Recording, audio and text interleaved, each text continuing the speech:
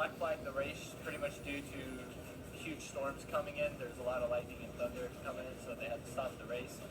So going back to the start of the race, we started the race first.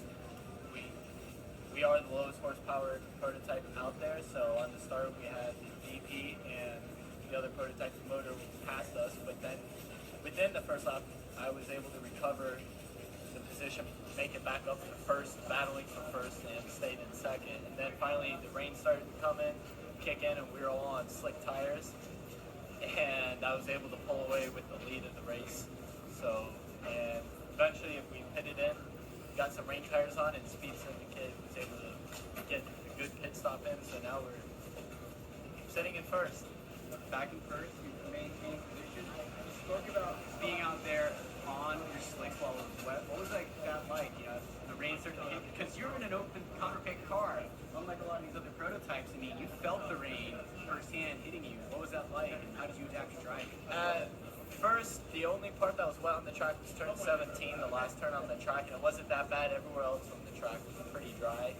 Then eventually it just downpoured heavily. Turn 1, turn 16, turn 17, the last quarter of the track. And it was pretty brutal. A couple times it got a little sketchy, got a little shady inside the turns.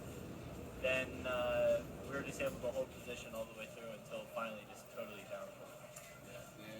Well, what's interesting is it's a FAR event, and that means it's a timed race, 4 hours. Even though we're under a black flag, we're not doing any laps.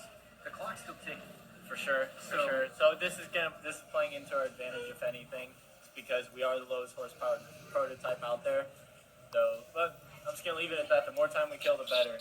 But at the same time, none of us would be here. Speed Syndicate, I should say. None of us we wouldn't be here if it weren't for Moby Web putting everything together to help us be able to race this season. So thanks, guys. Yeah, shout out to Moby Web getting us out here. It's always the back end people you never see at the track. That's exactly right. Yeah. So the people behind the scenes are the guys that make it happen. Chris, Speed Syndicate, and everyone else. Exactly. Chris is over there. He's still working, getting his notes up. He's playing strategy.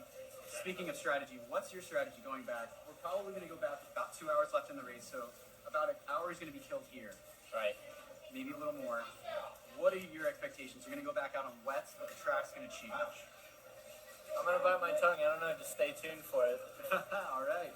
Stay tuned. Ethan Lowe's going to get back in the car at some point, but he's going to chill, maybe grab a Gatorade, stretch his feet, dry off a little bit because you're wet, dude. Hug it out. That's Ethan Lowe. He's going to get back in the car. We'll get back to more live action here at some point once this rain clears. Stay tuned to the Speed Syndicate page for another live feed from the Sebring 500 here at Sebring International. Later, Ethan.